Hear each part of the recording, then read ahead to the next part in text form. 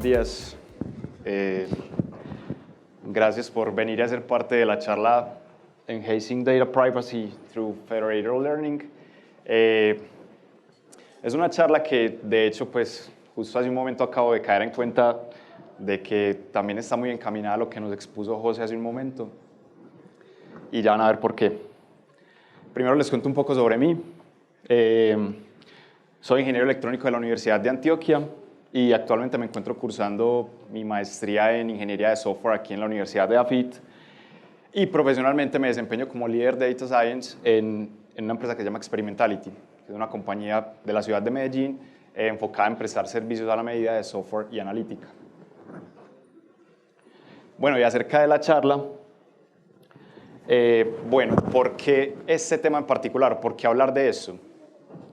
Pues primero porque hace parte de un subconjunto muy grande de técnicas y digamos como de temas que están en boga hoy en día en la comunidad que se conocen como Ethical AI.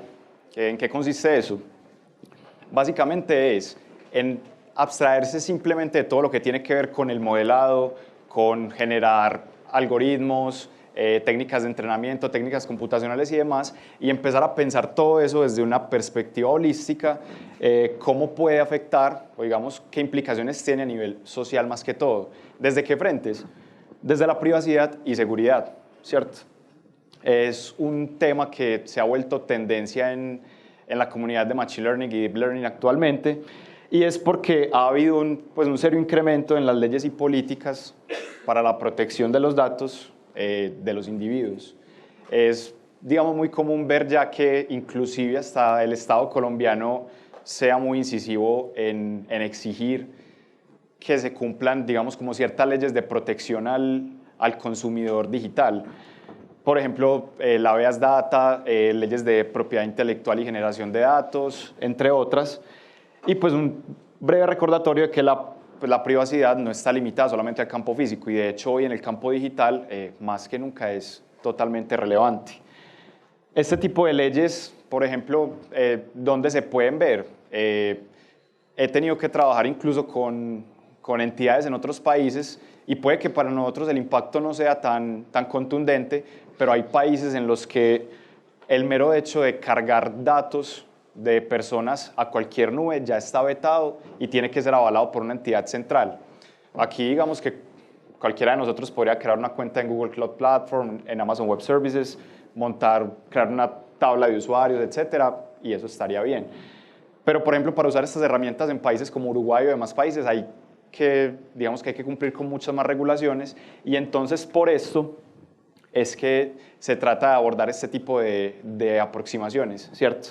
Pensando un poquito, no solo del lado del modelado, sino cómo ese modelado y cómo la generación de algoritmos y modelos puede volverse un asunto un poquito más ético. ¿De dónde puede venir la data, lo que llamamos data sensible? Los términos y condiciones, por ejemplo, que es algo que yo sé que rara vez leemos y me incluyo, los permisos que uno le da a las aplicaciones, que uno le da a los sitios web, cookies y demás, los dispositivos que nosotros usamos diariamente, los celulares, tablets y demás, traen embebidos estaciones de medida inercial, GPS y demás tipos de sensores, y toda esa información a fin de cuentas hace parte de nuestra interacción con el entorno. Los recursos que compartimos, pues esto sí también hace parte mucho de la perspectiva que tenga cada quien debe ser consciente de qué información comparte y cómo lo hace.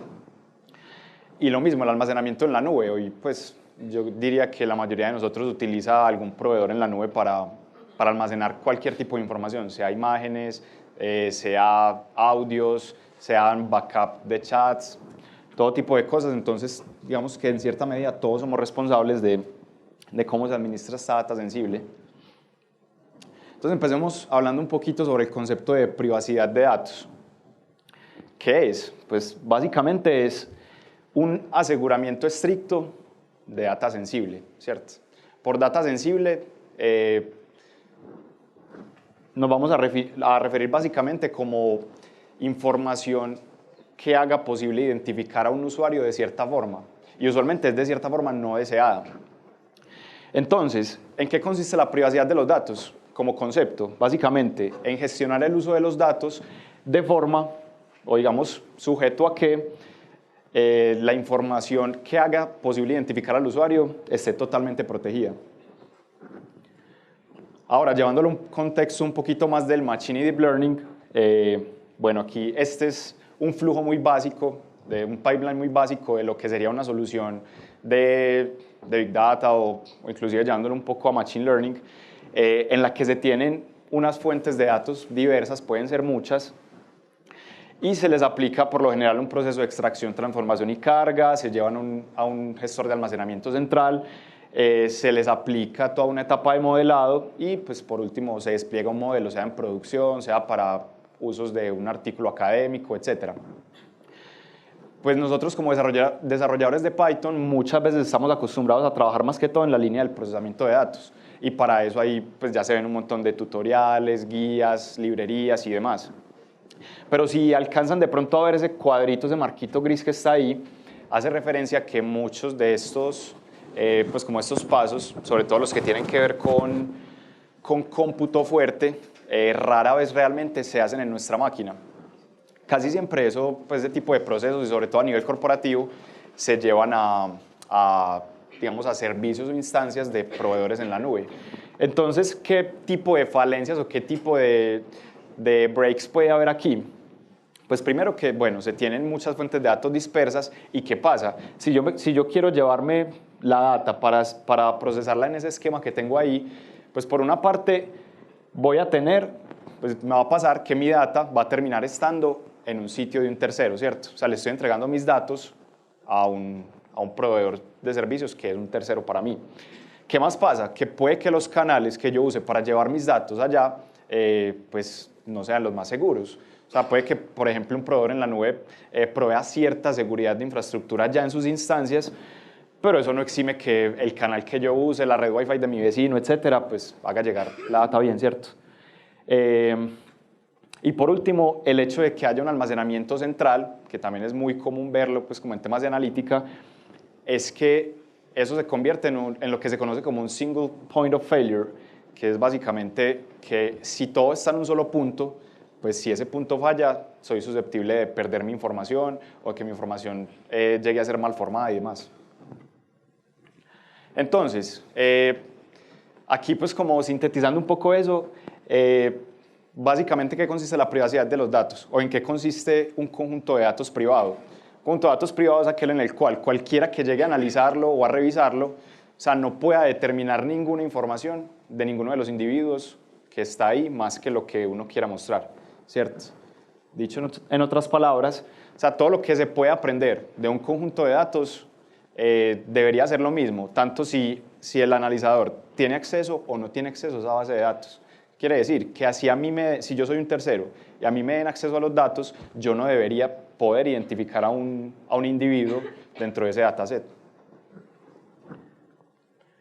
Entonces, pues vamos a hablar un poco acerca de algunos issues muy comunes en temas de privacidad en los que usualmente pues, todos incurrimos cuando estamos diseñando arquitecturas de datos. El primero es la data sobreexpuesta. ¿Qué pasa cuando mis datos están sobreexpuestos? Esto hace referencia sobre todo al acceso a las fuentes de datos. ¿Qué pasa si alguien, por casualidad o por malas políticas de seguridad, tiene acceso a mis datos, ¿cierto? O sea, si esa persona accede a mi dataset, ¿qué debería o qué no debería ver? Eso es responsabilidad de quien administra, obviamente, la fuente de datos. Entonces tiene que ver mucho con qué es lo que ve una persona que accede sin tener intención de acceder a la base de datos. Por otra parte, la data explícita. ¿Qué significa que la data sea explícita?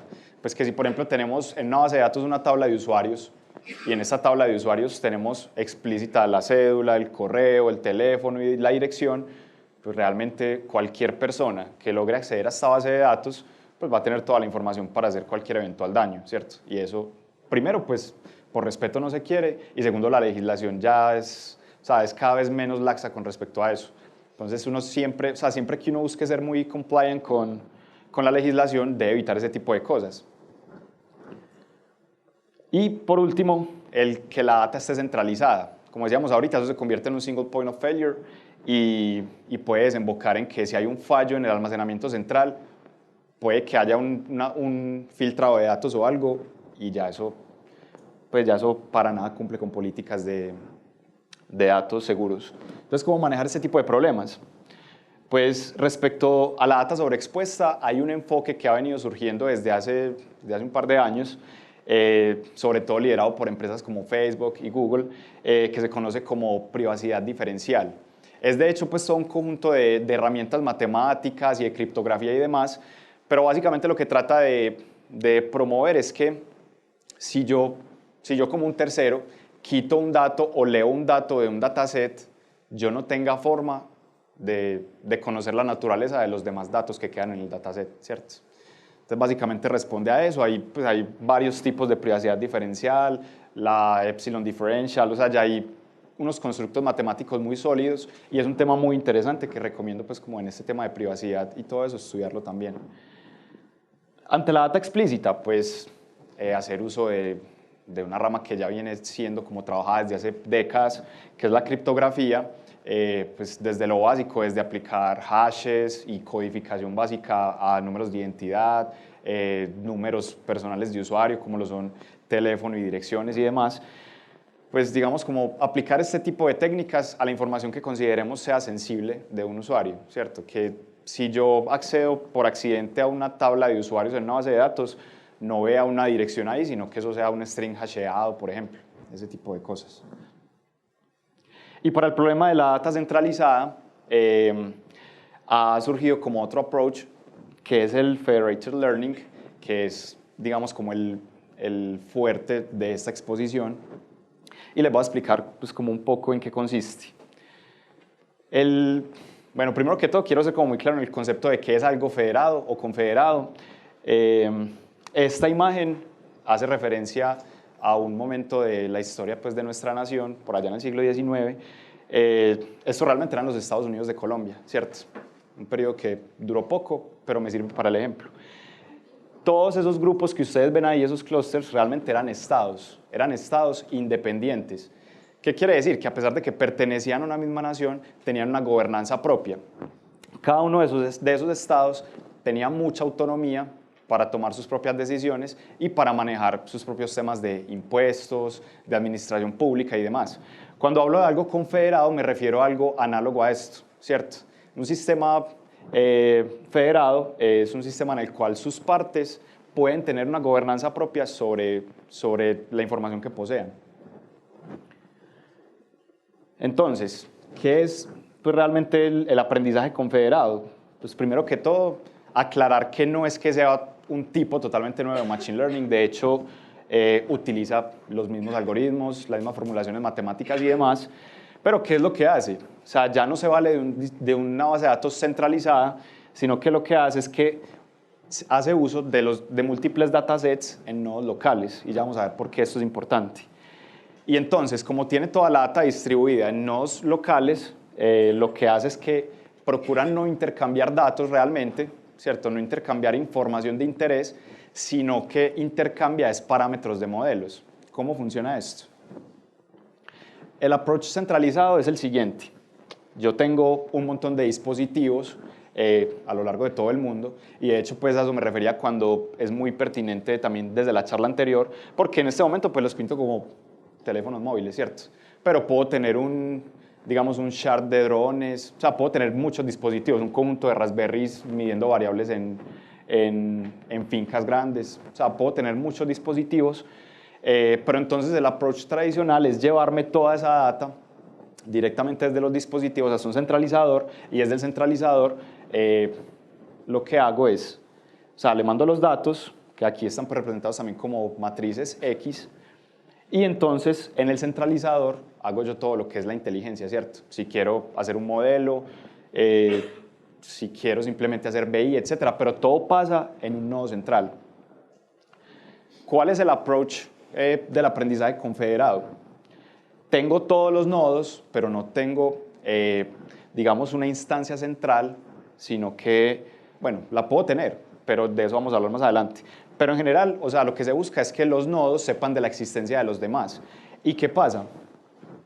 Entonces, yo dentro del mismo nodo, es decir, a nivel local, sea el celular, sea el drone, sea la Raspberry, sea el dispositivo, yo hago mi entrenamiento de un modelo pequeñito, ¿cierto? Un modelo pequeño con la data que tengo en mi dispositivo. ¿Qué me garantiza esto? Que no tengo que empezar a compartir datos entre dispositivos.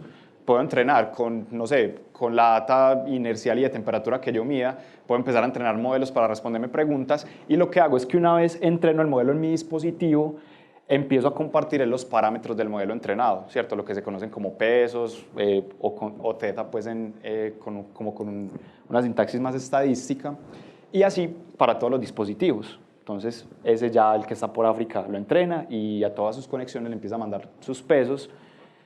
Lo mismo por allá en Asia, empieza a mandar sus pesos, y lo que se hace es digamos que ya todos los dispositivos se comunican esos pesos, de forma que no hay data sensible circulando por canales. Ahora, ¿cómo se puede hacer esto más seguro? Pues el primer término son los Trusted Aggregators. Básicamente, lo que les decía ahorita, uno puede tener una instancia central, uno puede tener un dataset central como en el approach tradicional, pero de forma que criptográficamente se asegure que efectivamente sí sea seguro, es decir, que no vaya, o sea, que uno pueda garantizar que él no va a mirar los pasos o los cambios en los gradientes cuando se está entrenando un modelo, por ejemplo. O sea, que él sea alguien que te reciba los datos, pero esté con los ojos tapados, ¿cierto? El Additive Secret Sharing es una técnica criptográfica que básicamente lo que busca es que muchos nodos puedan hacer operaciones aritméticas conjuntas sin cruzar información. Entonces ya no solo quedamos en compartir los pesos del modelo, sino que podemos también compartir los pesos promediados entre todos los dispositivos. Y bueno, ya el Fixed Precision Encoding es más que todo una codificación de base para trabajar más que todo con parámetros en formato de punto flotante. Entonces, en la vida real, pues, ¿cómo dónde se ve esto? Yo creo que el principal ejemplo de esto es el Keyboard Autocompletion de los teléfonos celulares. O sea, todos esos modelos que permiten que las sugerencias que me haga el teléfono cuando estoy escribiendo son modelos, obviamente, que involucran Machine y Deep Learning, pero realmente son modelos que son entrenados en el teléfono de cada uno, ¿cierto? O sea, esa data, la data con pues, las palabras que yo escribo no se van para los servidores de Google. Google entrena el modelo en mi celular y me saca los parámetros del modelo entrenado y se los lleva y allá fortalece un modelo mucho más grande, y así en el teléfono pues, de todos. Esta es una aplicación un poquito más académica, modelado y análisis de dinámicas de opinión, que de hecho pues, a finales del año pasado un compañero, un colombiano, César Uribe, que también pues, está trabajando en el MIT en todo este tipo de modelados, nos estuvo dando una charla muy interesante al respecto, y están utilizando lo que es modelado distribuido y aprendizaje confederado para hacer modelado de dinámicas de opinión. El On-Device Smart Reply, los que tienen por ejemplo smartwatch y demás, que o sea, se busca como respuestas automáticas, o el mismo correo electrónico, por ejemplo en el caso de Google, que sugiere respuestas a los correos, utiliza también este tipo de approaches. Ellos saben, o sea, con base en tus usuarios y en tus tendencias de respuesta, te hacen sugerencias, pero es tu modelo. Ahora, en Python, ¿esto cómo se ve? Pues debe haber muchas más herramientas. Estas son las tres principales como que he visto. Son TensorFlow Federator, Fate y OpenMind tiene una suite también para esto. Empecemos por TensorFlow Federator. Pues utiliza naturalmente TensorFlow como backend y tiene, digamos, dos niveles de interacción. El nivel alto utiliza unas capas que se llaman modelos, builders y datasets, ¿cierto? Los datasets son más que todo para hacer pues, testing de los modelos, pero permite, digamos, como a un nivel más intuitivo generar el modelado. En bajo nivel sí está ya el Core API, que ya se encarga de manejar todo lo que son los tipos, la extensión del lenguaje, porque realmente, o sea, utiliza C, por encima le hace un wrapping con Python, Y utiliza también como un supersetting de Python, pero asociado con cálculo lambda. Entonces ya tiene como otro tipo de variaciones pues, del lenguaje. Permite trabajar mucho con modelos de grafos distribuidos y soporta tanto el modo eager como el modo de ejecución pues, sin eager. Fate es un intento por hacer también o por proveer servicios de aprendizaje confederado por parte de WeBank. Es muy alto nivel, tiene funcionalidades ya predefinidas, es, digamos, muy enfocado a usuario final, pero tiene pues también un respaldo muy bueno. Permite incluso despliegues de muy fácil acceso, tanto standalone como en modo cluster. Y permite, pues, digamos que tiene pues, soporte para ciertos métodos matemáticos como encripción homomórfica y computación multipartido. También pues, es una suite completa, aunque no es tan modificable como las otras. PySift de OpenMind permite utilizar varios backends, TensorFlow con Keras, PyTorch, cubre muchos temas, no solo el aprendizaje confederado, sino también privacidad diferencial, computación encriptada y demás. Y es compatible con PyGrid, que es otro producto también de la suite de ellos, que sirve para crear, pues, y como mantener Trusted Aggregators, lo que veíamos ahorita de centralizadores confiables. Les tengo un pequeño demo, esto no se va a demorar mucho. Simplemente para mostrarles, o sea, básicamente lo que les quiero mostrar acá es que para los que han programado, por ejemplo, los que han diseñado modelos, en este caso con PyTorch, cambia muy poquito el uso de la sintaxis con herramientas como PyTorch o inclusive podría ser con TensorFlow respecto a lo que es volverlas federadas. Es decir, es también una invitación a que pues, o sea, realmente no es muy costoso a nivel de código subirnos un poquito a agregarle privacidad a estas cosas, perdón. Entonces este ejemplo es un ejemplo, lo que se conoce un ejemplo de juguete, esta base de datos ya está más que probada, es el Cypher10, que es simplemente un montón de imágenes que están etiquetadas en 10 categorías, ¿cierto? Entonces vamos a construir un clasificador de imagen, pero ¿qué es lo que vamos a hacer? Como interesante aquí o de nuevo, no se va a entrenar en el núcleo central de mi máquina, ¿cierto? Pues sí va a pasar en mi máquina, pero no va a ser el núcleo central, sino que lo que se va a buscar es mandar tanto los datos como los parámetros del modelo a workers externos. Entonces, bueno, primero, pues, corramos esto otra vez por si.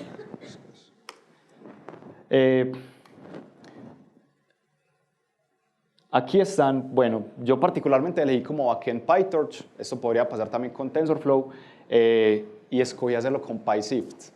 O sea, ya si alguien tiene cierta preferencia por TensorFlow Federator o por Fate, también pues es muy similar como el approach.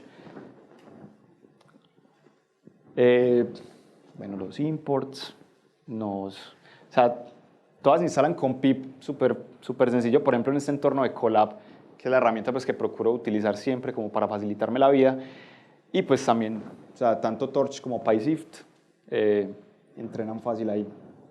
Defino un número de épocas muy bajito, la verdad, eso simplemente para efectos demostrativos, porque pues, siempre se demora. Aquí en esta clase de arguments, lo único que hago es definir los hiperparámetros para mi modelo, y lo hago pues, solamente como por cierta facilidad pues, de acceso más adelante. Aquí también hay pues, como otros parámetros de interés, por ejemplo el device, sí, pues, puedo utilizar soportes para utilizar aceleradores, GPUs y demás, como en este caso CUDA, pero pues para este caso con CPU también basta tranquilamente. Este paso es importante. Aquí lo que pasa es que si yo escojo, por ejemplo, PyTorch como backend, lo que hago es desde PySift crear un hook, ¿cierto? Que me conecte PySift con PyTorch y simplemente lo que hago es utilizar ese hook para pasárselo, digamos, como el respaldo del backend a los workers que yo cree, ¿cierto? Los workers realmente hacen referencia a los nodos remotos que van a ejecutar mis cómputos, ¿cierto? Es decir, son como la réplica de los drones, de las Raspberries, de los celulares, etc. Aquí creé dos workers que pues en este punto corren virtual, pero yo puedo crear workers a los que me conecte mediante protocolos de WebSocket, HTTP síncrono y demás. Aquí defino pues una función para cargar los datos, utiliza funciones también propias de PySift, por ejemplo aquí para crear un conjunto de datos confederado y Y bueno, pues es una sintaxis muy similar a PyTorch en general para cargar, por ejemplo, los datasets y demás. Utiliza, de hecho, muchos métodos también y operadores sobrecargados. Y listo, entonces aquí simplemente pues como defino una función para cargar el dataset. Aquí una red convolucional pues también, un modelo pues realmente básico, pues dos capas de convolucionales con pooling, luego una ReLU, luego una log softmax al final. Y bueno, aquí defino una función de entrenamiento, ¿cierto? Porque hay que definir funciones un poquito más especiales, porque recuerden que aquí el entrenamiento no va a pasar en mi máquina, ¿cierto? Va a pasar es en los dispositivos remotos. Entonces lo que va a pasar aquí es que yo realmente como centralizador del algoritmo no puedo hacer el entrenamiento en línea como lo hago siempre, sino que tengo que decirle a los nodos remotos, vea, este es el modelo, vea, estos son los datos, si es el caso también. Lo mismo se define una función de test. Pues y por último, entonces, se ejecuta el workflow. Esto pues puede tomar como un momentico, pero yo les muestro aquí. O sea, lo que se hace básicamente es iterar sobre las épocas, los epochs definidos y empezar a entrenar y hacer la validación. Pues es común también ver que, por ejemplo, uno llame la función de entrenamiento, se traiga, no sé, la Y pues predicha y la compare in situ con la que estaba definida pues del dataset de prueba. Pero aquí ustedes ven, por ejemplo, que dentro de ese ciclo for no hay, digamos, como una asignación de variables, y eso pasa es por lo mismo, porque esos métodos train y test se llaman es para ejecución remota, y ellos lo que hacen es enviarle la información, pues sobre todo la información de los pesos, a los demás dispositivos. Entonces, como tal, yo como nodo central no puedo esperar que train me devuelva algo, ¿cierto? Porque las operaciones realmente van a pasar en otra parte. Y estas funciones, pues bueno, ya vienen equipadas como para eso. Entonces, aquí empieza a entrenar. Ahí realmente lo que está pasando es que, bueno, primero que todo descarga pues el dataset y empieza a pasar esto para ambos dispositivos. ¿Se acuerdan que creé un worker 1 y un worker 2? Entonces lo que hace es que empieza a pasarles a ellos el modelo, lo entrenan, devuelve el modelo con los pesos, manda más datos, devuelve el modelo con los pesos y demás. Y así por las 5 épocas que definimos acá. Bueno, él se va a quedar ahí entrenando un momentico, pero pues básicamente esa es como la metodología.